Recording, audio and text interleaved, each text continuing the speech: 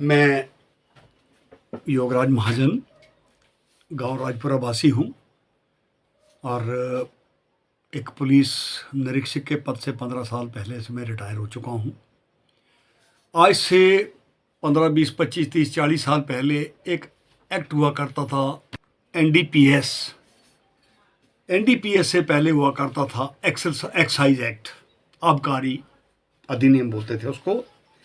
उसमें क्या था कि जो भांग बेचता था उसके लिए 150 रुपये जुर्माना होता था। भांग पकड़ने के बाद उसको छोड़ देते थे। अब सरकार को जब ये महसूस हुआ कि ये तो बहुत घातक चीज़ है, इससे भारत की जवानी ख़त्म हो रही है, भारत के यूथ उसमें उनकी जवानी नाम की रह रही है, छोटी सी उम्र में मर रहे हैं, छोटी सी उम्र में बीमारियों में लिप्त हो रहे हैं। तो इसको आवश्यकता हुई कि इसमें अमेंडमेंट की जाए। फिर अमेंडमेंट करके इसको एनडीपीएस एक्ट बना दिया गया। तो नारकोटिक कंट्रोल ब्यूरो एक राष्ट्रीय स्तर पर विभाग की स्थापना भी कर दी गई। इसमें सज़ा सरकार ने इतनी बढ़ा दी ताकि लोग इस काम को ना करें, क्योंकि किसी घर से कोई बच्चा अगर पकड़ा जाता है, उसकी ज़मानत जल्दी नहीं होती है, उसको जेल की सलाखों के पीछे रहना पड़ता है। तो सरकार की मंशा तो ये थी कि लोग एक अपराधी को जेल की सलाखों के पीछे जाता हुआ देख के पीछे हट जाएंगे। लेकिन क्या कारण है, ये समाज में हम लोगों को जानना होगा, क्योंकि उत्तरदायित्व हमारा भी बनता है कि विभागों का नहीं बनता कि वही चोरों को पकड़ते रहें। अब हमारा उत्तरदायित्व इसलिए बन जाता है कि अगर हमारे अपने बच्चे ना हों तो हमारे पड़ोस वाले बच्चे भी तो लोगों के नहीं हैं, वो भी तो हमारे बच्चे हैं, हमारे बच्चों की तरह है ना। तो वो भी क्यों ऐसे हो जाएं कि उनको होश ही ना हो कि वो अपने माँ से बात कर रहे हैं, बाप से बात कर रहे हैं, अपने घर में बैठे हैं, क्या सड़क पे बैठे हैं, एक समाज के लिए वो न्यूसेंस क्रिएट कर रही हैं, अपने घर के लिए दुखदाई दशा बना रहे हैं।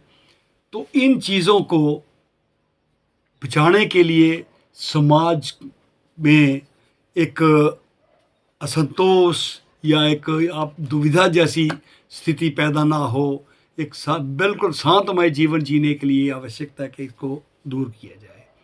अब एनडीपीएस एक्ट तो चलो जो घातक था ही था, अब उसका भी बाप पैदा हो गया है चिट्टा। अब इस चिट्टे के लिए भले ही पुलिस के रोज सुनने में आते हैं, कहीं ना कहीं से पकड़े जाते हैं, तो ये क्यों है और क्या है। मेरी तो लोगों से निवेदन यही रहेगी कि ये चिट्टा किसी भी घर को नहीं छोड़ेगा। आप देखिए सड़क में लोग जा रहे हैं, माँ बाप कहीं से गुजरते हैं, बच्चे को होश ही नहीं है कि मेरे माँ बाप जा रहे हैं और नशे में अपनी धुन में चले हैं। उनको ये नहीं पता कि मुझे परिवार के लिए क्या करना है। कोई सामाजिक उत्तरदायित्व उनके ऊपर नहीं है, उसका प्रशासनिक उत्तरदायित्व उनके ऊपर नहीं है। इससे ये पक्की बात है, ग्रांटेड है, अगर आप ठंडे दिमाग से सोचें तो क्या ये भारतवर्ष के बच्चे नहीं हैं?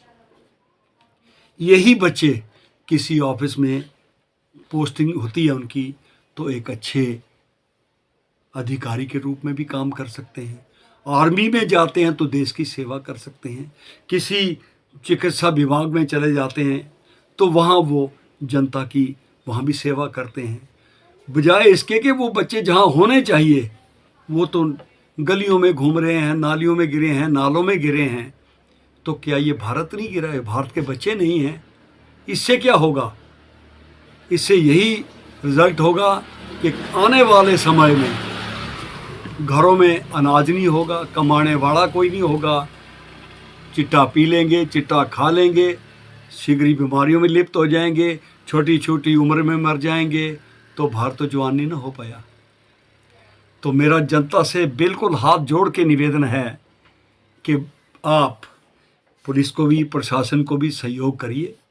आपके पास पड़ोस में कहीं ऐसा नज़र आता है तो ये मत सोचिए कि ये मेरा पड़ोसी चिट्टे का व्यापार कर रहा है। वो व्यापार नहीं कर रहा है, वो आपको ही खोखला कर रहा है, आपके घर को, आपके देश को खोखला कर रहा है। उसके साथ आपका कोई रिलेशन नहीं होना चाहिए। वो जो भारत का सगा नहीं, जो हमारे घर का सगा नहीं, हमारा सगा हो ही नहीं सकता, होना भी नहीं चाहिए। तो अंत में यही निवेदन है मेरा कि आप पुलिस को सूचना दीजिए। जगह जगह पर पुलिस ने लिखा होता है, और बेहतर ये होगा कि अपना नाम आपका डिस्क्लोज़ ना हो। आप गूगल से जिला के अधिकारी का नंबर निकाल के उनसे फ़ोन पे बात कर लीजिए, उनसे निवेदन कर लीजिए कि जी मेरा नाम डिस्क्लोज़ ना हो। नहीं तो डीजी साहब का भी गूगल में सभी के नंबर मिल जाएंगे आपको। कहीं भी आप बात करके सूचना दे सकते हैं कि फ़लाँ आदमी जो है इस प्रकार का व्यापार कर रहा है। इससे आप अपना भला करेंगे, अपने राज्य का भला करेंगे, अपने गांव का भला करेंगे, अपने ज़िले का भला करेंगे, अपने राष्ट्र का भला करेंगे। धन्यवाद। चंबा फ्रीडम फाइटर और राइट न्यूज़ इंडिया के लिए चंबा से कैमरामैन सुधीर कुमार के साथ प्रशांत महाजन की रिपोर्ट।